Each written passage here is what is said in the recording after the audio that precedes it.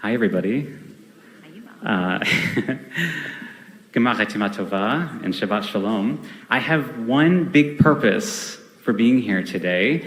I'm sorry, there's no music involved in this particular pitch, but I have the great honor to ask all of you to give money. And this is something that I am overjoyed to be doing this year for so many reasons, but I hope that I can convey in a few minutes here why IKAR is the first community that I became a member of, and also the first community where I donated money.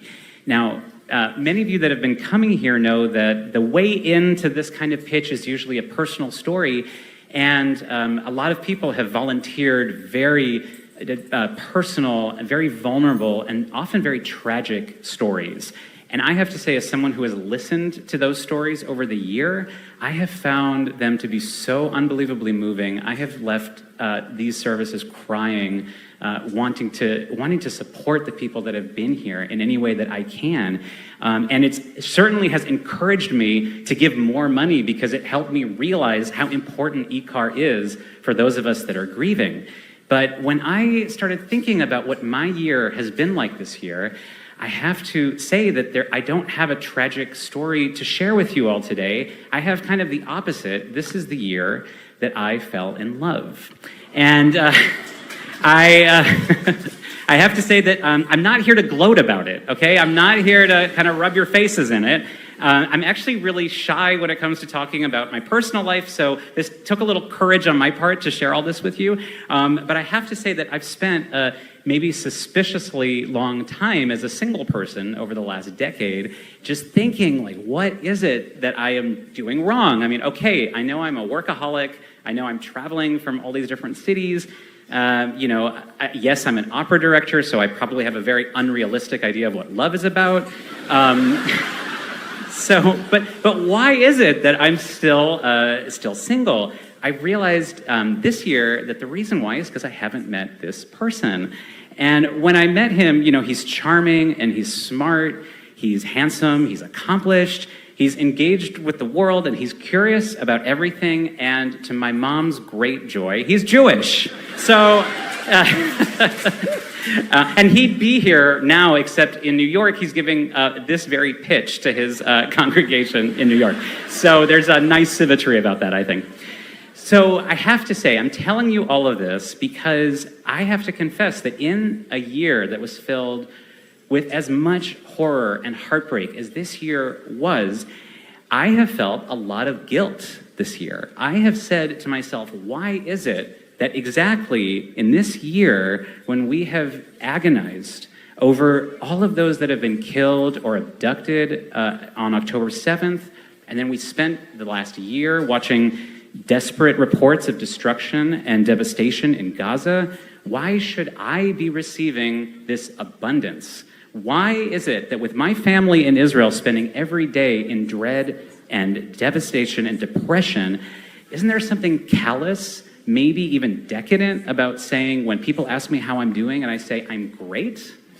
It was very, very out of sync, a feeling of being out of sync.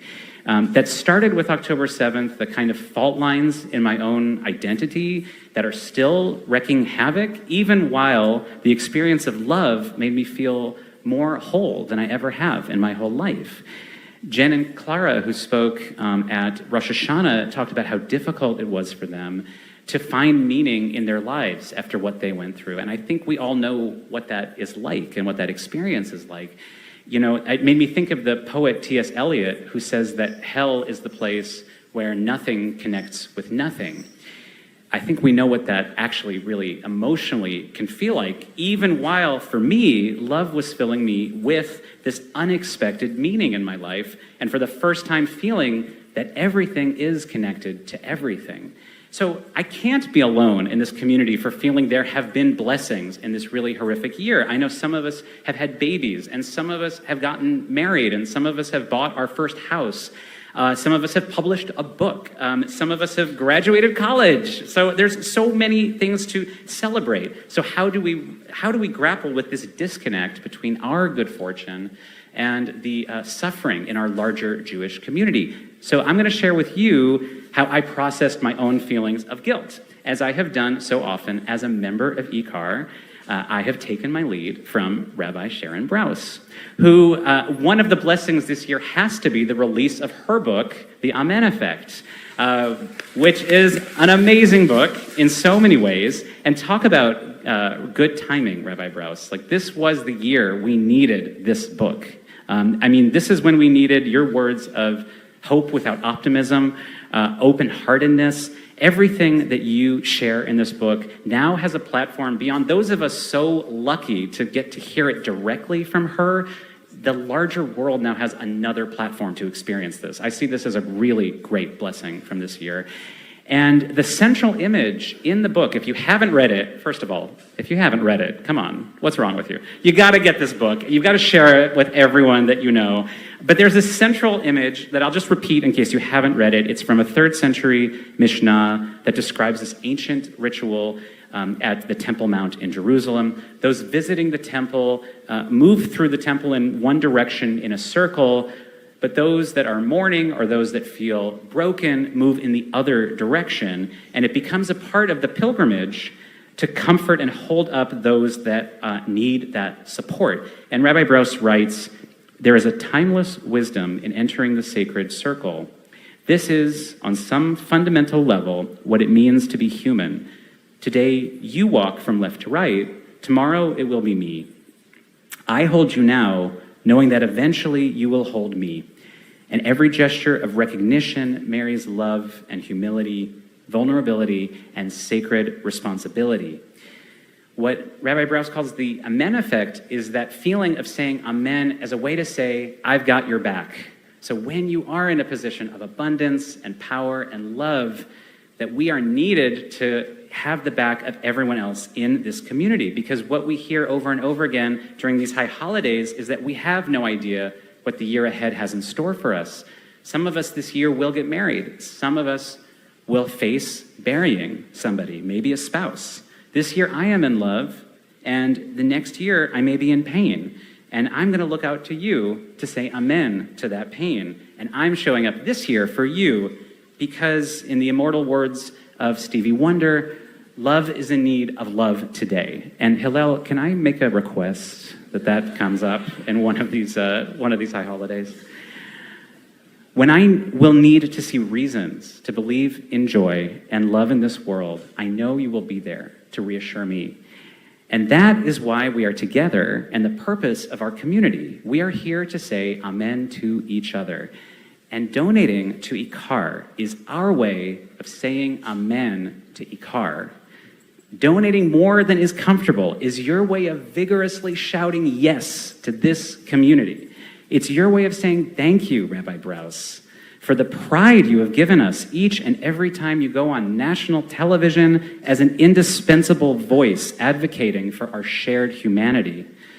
If you ever saw her on any of the platforms that she's been on this year, and she has been on a lot of platforms, you have seen her model what Jewish compassion looks like. And you probably beamed like I did, that's my rabbi.